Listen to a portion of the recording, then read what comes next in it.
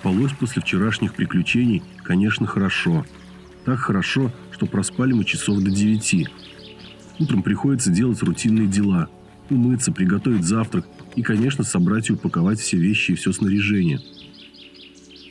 В отличие от обычных походов, в которых используются рюкзаки, на сплаве вещи хранятся в гермомешках. Они защищают от брызг, от дождя и вообще от любой воды. А себе мы приобрели так называемые драйбэги – гибрид гермомешка и рюкзака.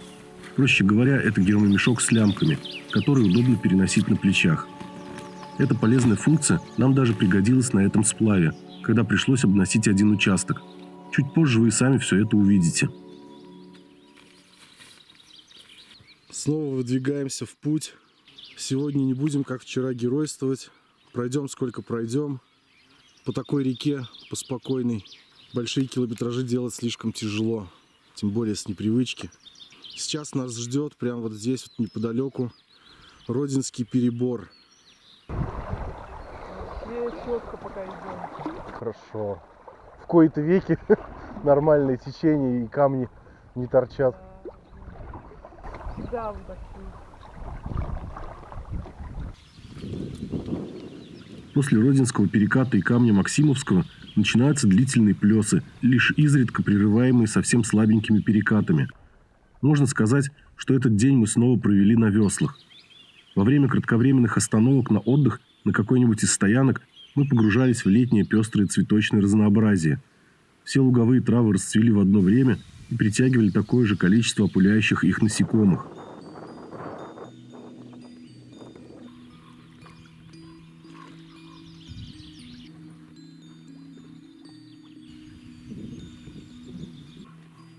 После того, как мы проплыли одну из скал, нас догнали на лодке с мотором 2 человека. Дед с внуком, видимо, рыбаки. «Хорошо с мотором-то?» – спросил я. «На плесах выручает», – ответили мне с лодки и не спеша уплыли вперед. А мы дальше продолжили грести, постепенно приближаясь к очередной достопримечательности – киногородку Варвара.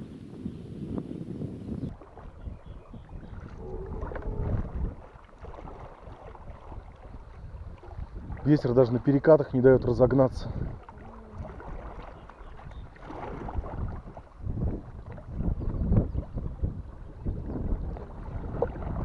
В 2008 году для съемок фильма «Варвара» здесь построили целую деревню 13 века, от которой сейчас осталась только одна ветхая часовня. По сюжету на деревню напали крестоносцы. Все родственники Варвары погибли, и она была вынуждена стать бесстрашным воином, чтобы отомстить за их смерть. Честно говоря, даже не знаю, вышел ли фильм в свет, потому что в интернете я его не нашел. Ёлки какие!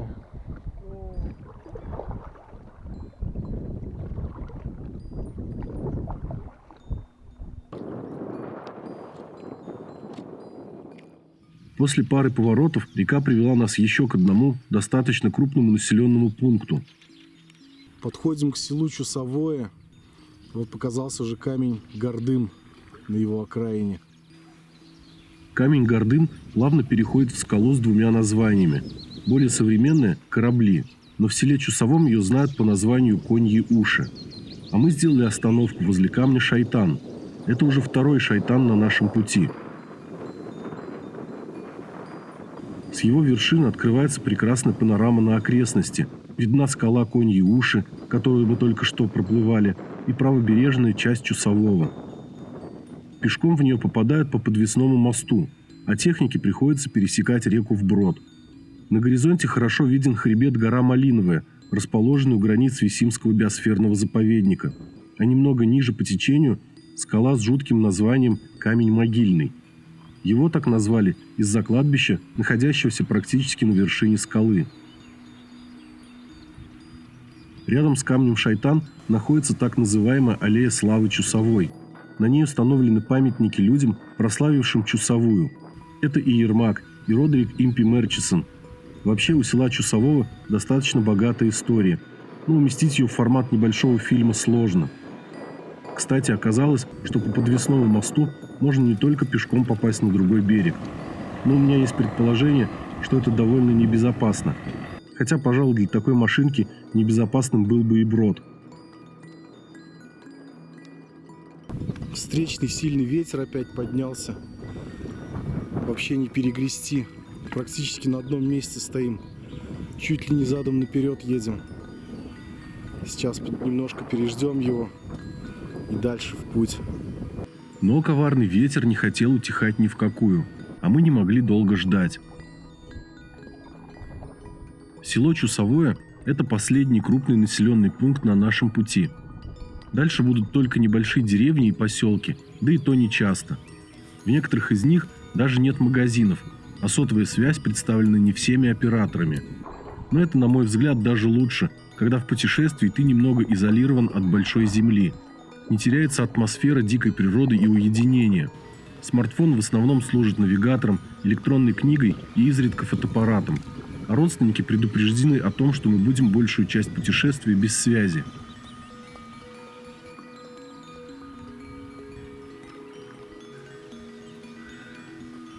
Вновь по водной глади начинают ползти удлиняющиеся тени, говорящие о том, что день подходит к своему завершению. После Пегушина перебора мы увидели тропинку на левом берегу и направили катамаран в ее сторону. Здесь оказалась небольшая, но довольно уютная стоянка, так что сегодня место для ночлега нам искать не пришлось.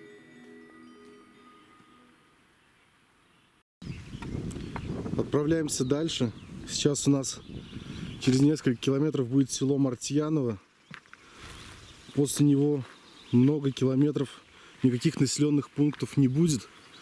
Поэтому там нам нужно будет сходить в магазин, хлеба взять, еще там кое-что из продуктов. И сегодня, наверное, тоже пройдем не очень большой километраж, примерно около 20 километров. Сегодня опять дует встречный ветер, но он со вчерашнего дня и не утихал. Сегодня, правда, стал более холодным. Ветер гуляет по долине реки, как по огромному коридору, без каких-либо преград. Практически всегда он встречный, и, скорее всего, это связано с тем, что река течет в северо-западном направлении. Теплый ветер, дующий с запада, с Атлантики, на Урале встречается с холодным ветром, идущим с Арктики.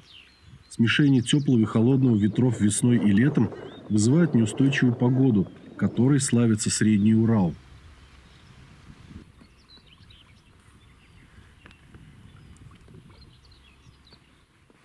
После большой излучины река привела нас в Мартьяново, село, расположившееся на обоих берегах Чусовой.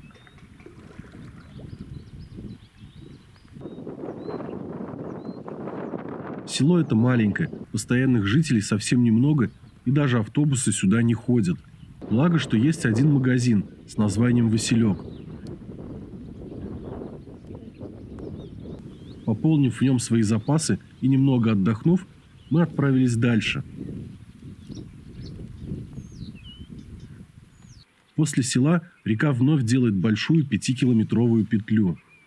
На этой петле находится так называемый Мартьяновский перенос. Участок длиной всего лишь около 100 метров, который пешком можно преодолеть за несколько минут. Раньше даже местные жители подрабатывали, перетаскивая лодки при помощи лошадей, сокращая нетерпеливым людям путь почти на 5 километров. Но мы не стали пользоваться переносом и ни разу об этом не пожалели. Вскоре мы подплыли к устью очередной небольшой реки Каменки, неподалеку от камня Еленкиного. Веселое журчание воды по скале, стекающей в Чусовую, зеленая лужайка на высоком берегу. Нам так здесь понравилось, что мы остановились на обед и задержались часа на полтора.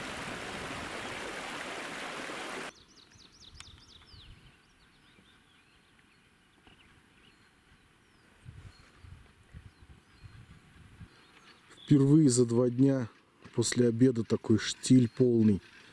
Ветер вообще не дует. Но такое небольшое, на несколько минут затишье. Но очень приятное. Можно сказать, отдыхаем. Также на этом участке находится несколько интересных скал. И не увидеть их было бы большим упущением. Камни Малый и Большой Владычный считаются самыми красивыми на Мартьяновской петле. Большой был камнем-бойцом во времена сплава барок с железом, и в 2005 году под ним даже были найдены фрагменты одной из барок, разбившейся о скалу.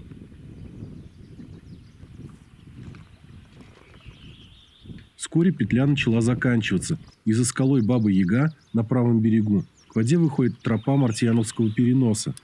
Здесь лодки, которые волокли от камня палатка, ставили на воду, а за этот волок камень, находящийся в конце тропы, прозвали переволочным. Если присмотреться, под березой видно эту тропу, спускающуюся к воде.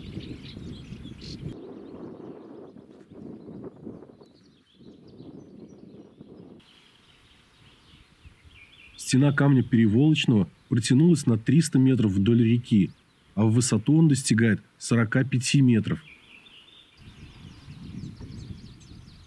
На вершину скалы ведет крутой подъем. Тропа нахожена, видно, что люди бывают тут часто.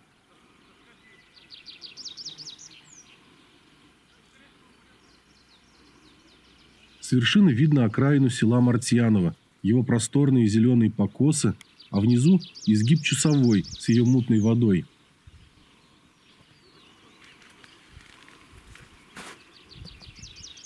На камне есть самодельные места для отдыха. От села до него идет тропа, а расстояние в пару километров легко преодолеет даже ребенок. Внизу на берегу есть родник, в котором можно пополнить запасы воды. Но у нас вся тара была заполнена водой прекрасной Каменки.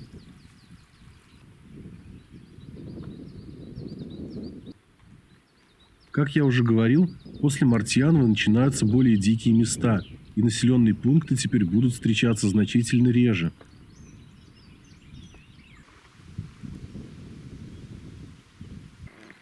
Пройдя пару поворотов реки и несколько скал, мы подошли еще к одному интересному камню, который стоял в тени – печке. Из всех камней на Чусовой с таким названием этот больше всего похож на классическую русскую печь. Посередине высокой скалы находится широкий грот, возле которого мы вышли на берег. Этот грот действительно похож на горнило, топочную камеру печки. Более же современные туристы назвали эту скалу львиной пастью. Так что сейчас у этого камня есть два названия.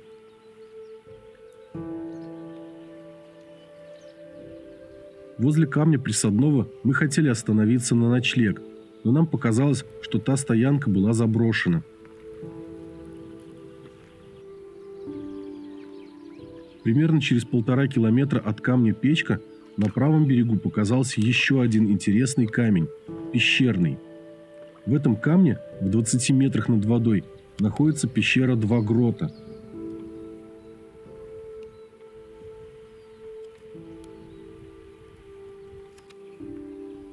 Тропа, ведущая к ней, круто уходит вверх, поэтому Вика не стала подниматься, а я все же рискнул.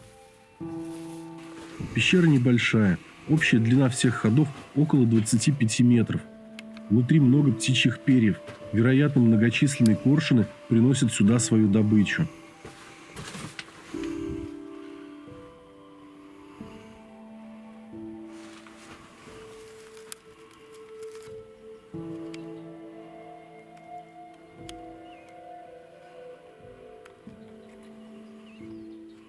Большая пещера. Ну, длинная такая. Незаметно наступил вечер, и мы остановились на ночлег возле урочища Валегово, неподалеку от камня Гребня. Искали сейчас стоянку, потому что та, на которой мы хотели остановиться после камня присадного, была практически неприступная, илистый берег, топкий. Поэтому решили проплыть подальше, поискать по берегам. Это сейчас камень пещерный. И проплыли буквально совсем немного от нее. Увидели тропинку на берегу. И здесь вот такая вот замечательная стоянка. Оборудованная, просто красота.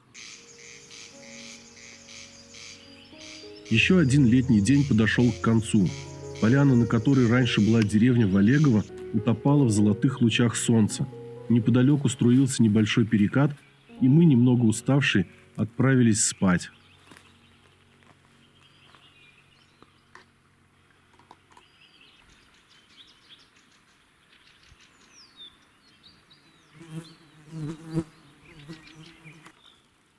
Поздно вечером, когда мы уже уснули глубоким сном, на стоянку приплыла группа ребят. Они начали разбивать лагерь и колоть дрова, чем нас, собственно, и разбудили. Ребята сказали, что долго не могли найти стоянку, поэтому вышли на первую попавшуюся, которая оказалась занята нами. В общем, второй раз уснули мы довольно поздно. Соответственно, встали тоже не очень рано, а ребят уже и след простыл. Видимо, от Портьяновой тоже начинают свой путь некоторые сплавщики.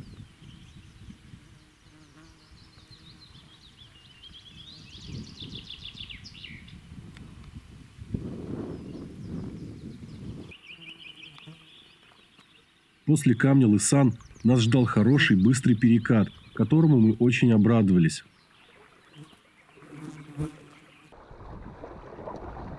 О, давно такого не было. Наверное, вообще не было. Да не, было. Ну, редко. По-моему, 2 раза всего.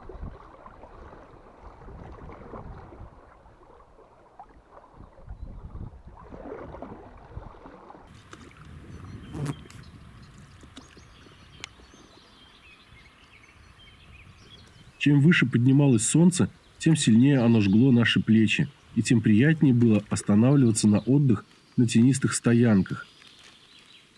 Часто на берегах и в воде мы встречали различную живность.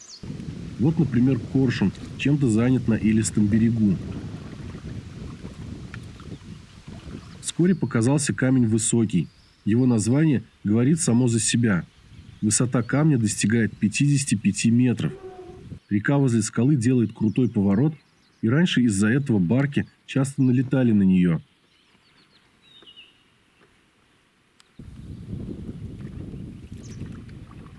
Дальше идет несколько подряд скал, которые представляли опасность для железных караванов.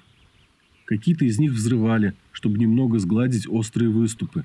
Перед некоторыми выкапывали землю, срывая мысы, чтобы сделать повороты реки более плавными. Но и это не всегда помогало. И часто барки разбивались, люди падали с них в ледяную весеннюю воду, и многие из них погибали. Возле камня Бревенник часто скапливался сплавляемый мылевым сплавом лес. Это когда заготовленные зимой бревна весной сбрасывали в воду, и они самосплавом плыли вниз по течению, где их отлавливали и вытаскивали на берег для дальнейшей обработки. После таких сплавов на дне многих рек остались топляки, затонувшие бревна. Сейчас такой способ сплава леса, к счастью, запрещен.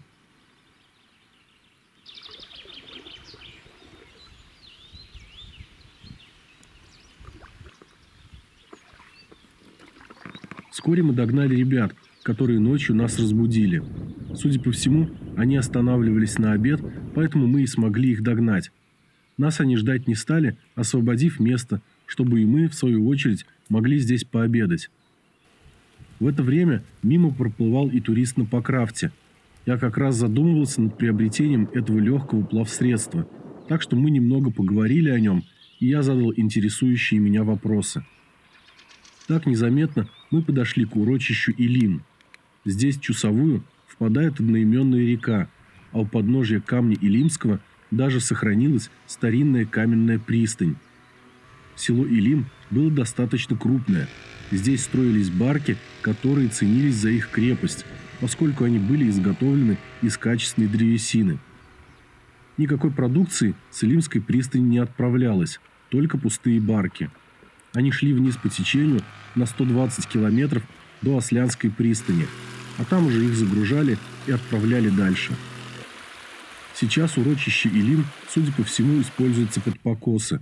Когда мы приплыли туда, кто-то косил траву при помощи бензиновой косилки.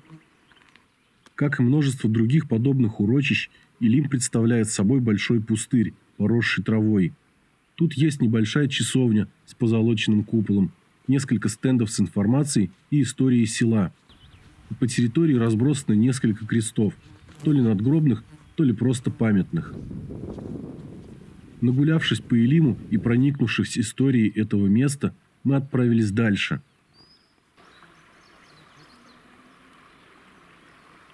Первая скала после урочища – камень Тюрик. Судя по всему, здесь любят тренироваться альпинисты, так как почти вся скала была увешана ими. Однако за поворотом наше внимание привлекли клубы пыли над рекой. Строится мост на дороге, ведущей в село Сулем. Река в прямом смысле этого слова перекрыта, значит, придется обносить препятствия. Тут-то и пригодились наши драйбэги. Не, спасибо. Нет, спасибо или помочь? Не, у нас элемент приключений. О строительстве моста мы знали еще до путешествия, поскольку природный парк река Чусовая делал объявление о том, что в связи со строительством будет перекрыт участок реки от Илима до Сулема. Мы долго гадали о том, что будет, если мы все-таки его проплывем. Но все решилось намного проще, чем мы ожидали. Настала пора искать место для ночлега. Сегодня был выходной день, и на берегах отдыхало много людей. Мы решили отплыть немного подальше, чтобы ни мы, ни нам никто не мешал. На карте была отмечена стоянка напротив камня Холостяк, и мы поплыли до нее. Примерно за 200-300 метров до этой стоянки я увидел в воде у берега что-то темной непонятной формы. Подойдя ближе, я понял, что это была туша мертвого медведя. Давай выплывем. Да и нафиг он нужен. Кто это? Ну чуть-чуть поближе давай.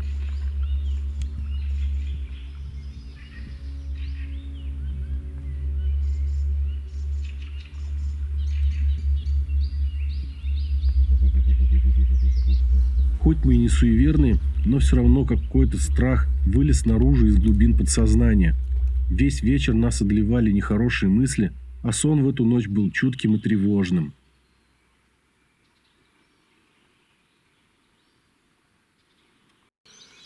Отправляемся дальше. Ночевали сегодня возле камня Холостяк.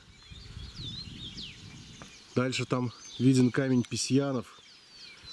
И совсем скоро уже начнет появляться село Сулем.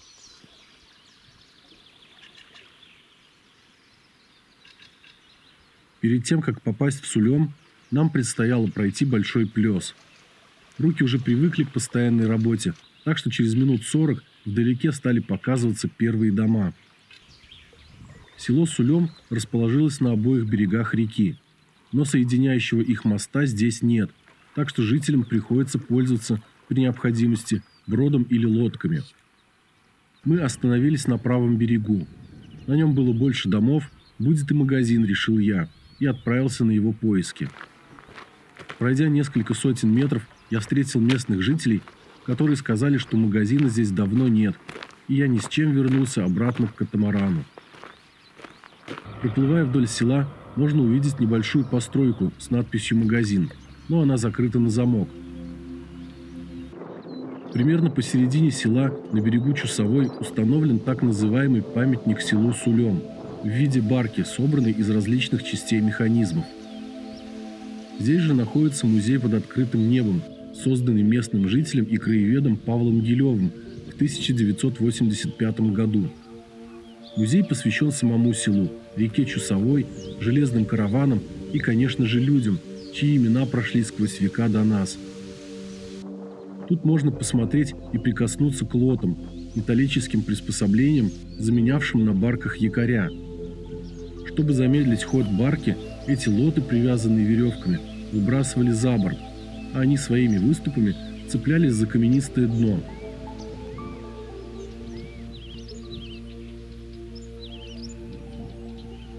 Помимо них здесь много других экспонатов: образцы сельскохозяйственной техники, различные памятники и огромная скульптура женщины с именем Софья. Но больше всего, конечно, впечатляет и притягивает взгляд именно красная модель барки. Видно, что на создание всего этого потрачено немало времени и сил, что создавший этот человек любит свой край и всячески пытался привлечь к нему внимание.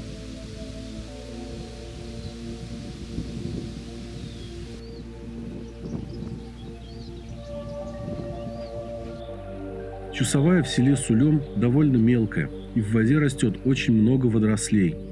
А сразу за селом в нее впадает и река Сулем, берущая начало в Висимском заповеднике. Многие уральские сплавщики знают ее и часто сплавляются по ней в майские праздники, пока это позволяет уровень воды.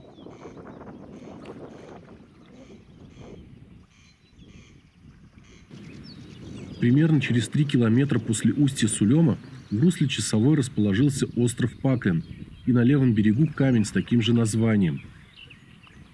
Обычно этот остров обходят по левой протоке, поскольку в конце правой находится самый настоящий порог, единственный на всей реке.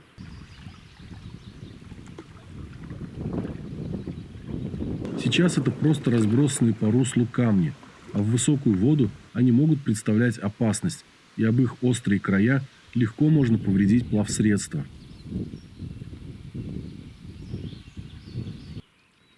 После обеда мы подошли еще к одному урочищу на месте бывшей деревни Романово. Кстати, в интернете можно найти много цветных снимков таких деревень, сделанных пионером цветной фотографии Прокудиным-Горским. На окраине деревни стоит камень Романов.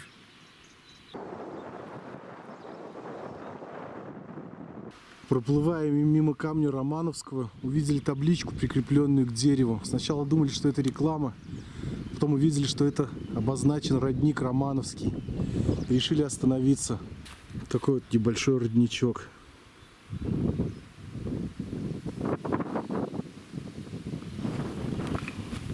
Родников и чистых притоков по берегам Чусовой достаточно много.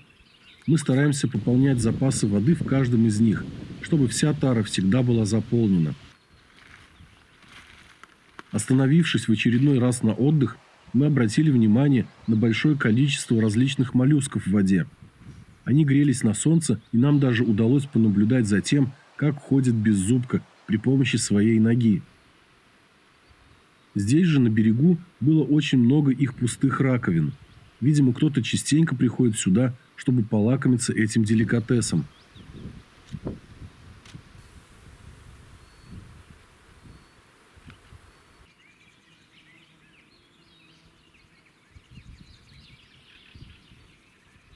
Сплавляясь по реке, можно увидеть различных птиц в огромных количествах. Они и в небе, и на берегах, и, конечно же, на воде. Часто мы пытались устроить фото- и видеоохоту на утку-крахаля. Самки этих птиц покрыты серым оперением с каштановыми шеей и головой. Но удалось это сделать только под конец сплава. Уж больно пугливыми оказались эти птицы и постоянно улетали от нас, как и в этот раз. На ночь мы решили остановиться у подножия Васькиной горы. Только на 7-й день Артем снова догнал нас.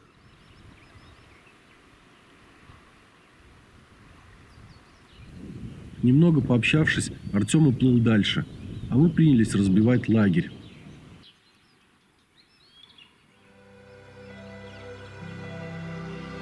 Васькина гора оказалась очень удачной в плане расположения. Заходящее солнце освещало реку и берега. Оно же окрасило всю округу в золотые тона. В толще воздуха резвились миллионы различных насекомых. Создавалось впечатление, что они пытаются насладиться этим солнцем, поймать каждый малейший лучик и впитать в себя его тепло. Но вскоре солнце скрылось за лесом, и воздух наполнился вечерней прохладой.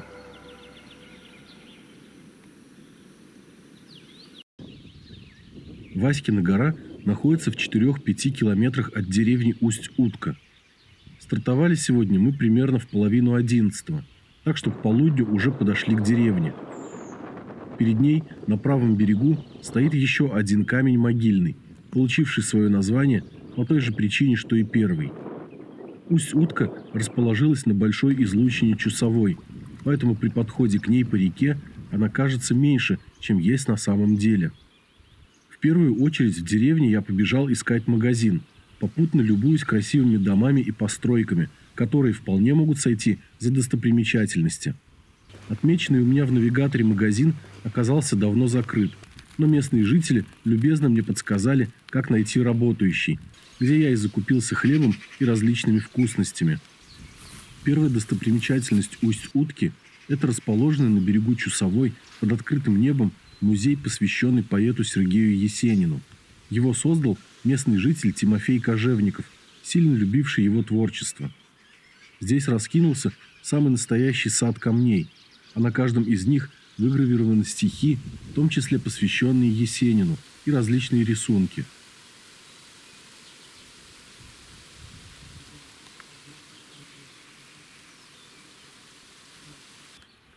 После отдыха под есенинскими белоствольными березками мы отправились дальше, немного ниже по течению, туда, где в Чусовую впадает один из самых крупных ее притоков – река Межевая Утка. В настоящее время деревню Усть-Утка пытаются развивать как туристический объект. Туристы из Нижнего Тагила часто начинают свои сплавы именно отсюда. Для них есть специальные навесы на случай непогоды, рядом с которыми даже установлен памятник единению России. В устье Межевой Утки для сплава барок в 1759 году была построена Уткинская пристань, а позже она расширилась до гавани, идущей параллельно реке. Я решил прогуляться и посмотреть на то, что осталось от этой гавани в наше время.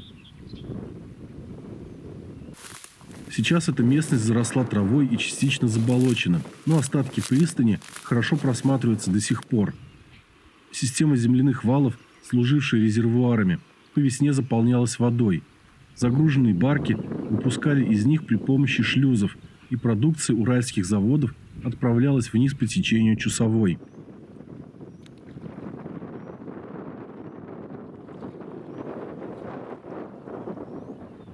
После устья Межевой Утки Чусовая становится немного глубже, и вода в ней выглядит заметно чище. Также через несколько сотен метров на правом берегу есть еще одна оборудованная стоянка для туристов. На ней мы остановились на обед, поскольку здесь есть даже навесы со столами. Это тоже работа природного парка река Чусовая.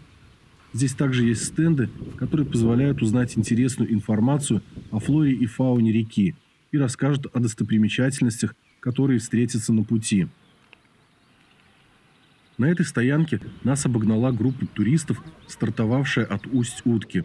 Но вдвоем на более легком катамаране мы вскоре исправили эту ситуацию и оторвались от них на значительное расстояние. Даже и не увидели их больше.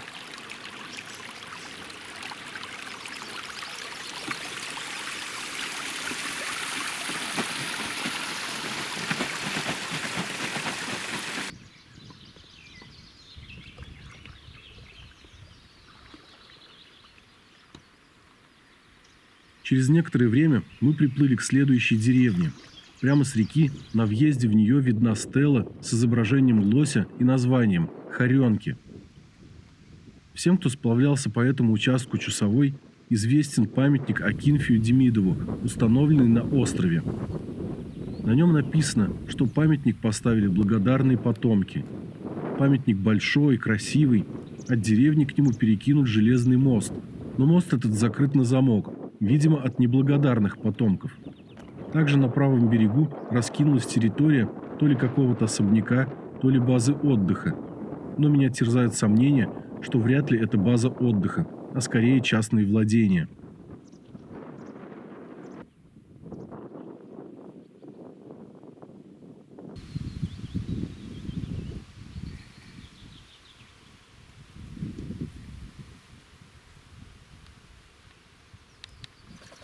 Вскоре течение реки заметно усилилось. Это означает, что мы начали приближаться к перекату. Перекат этот называется Кашкинским перебором. Находится он в устье реки Кашка, рядом с урочищем, на месте бывшей деревни Кашка. Оно расположено на живописной возвышенности, на которую открывается шикарный вид с реки.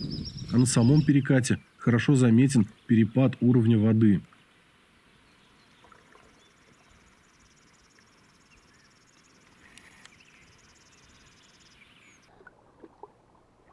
Там вот левее струя неплохая. Я думаю, может это посерединке держаться. А Кашка не очень большая река такая. Я думал, побольше будет, но тоже бурненькая. Опять все бликует, ничего не видно. О, вот справа камень дождевой.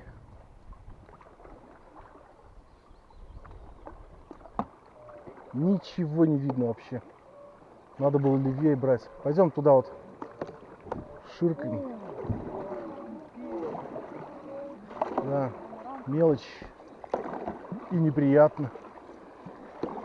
Вот в струю пошли. Давай, греби.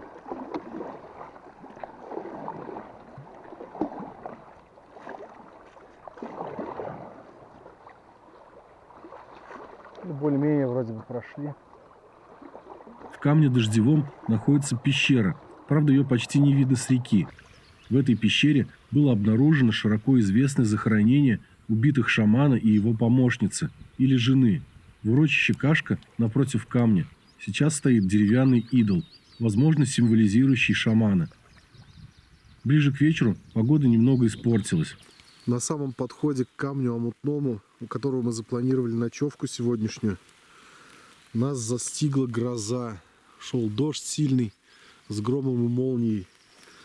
В итоге мы доплыли все-таки до него, но все вымокли. А вон на катамаране мокрые вещи наши лежат. И остановились прямо со стороны самого камня. Подниматься уже, наверное, будем завтра на него, потому что сейчас уже практически 8 часов. И вокруг все мокрое, вся трава. Сейчас напротив камня омутного раскинулся большой летний лагерь. Поскольку мы плыли в самом начале лета, посетителей там еще не было, но активно шла подготовка к их встрече. Поэтому работы продолжались до поздней ночи. Спать под шум топора и бензопилы не очень комфортно, поэтому мы расположились на достаточно уединенной стоянке на противоположном берегу. На один из самых красивых камней на Чусовой мы пойдем на следующий день. А сегодня решили полюбоваться закатом, который зардел в небе, словно пожар, и очень впечатляюще выглядел именно с нашего ракурса, и камень омутной на его фоне смотрелся особенно красиво.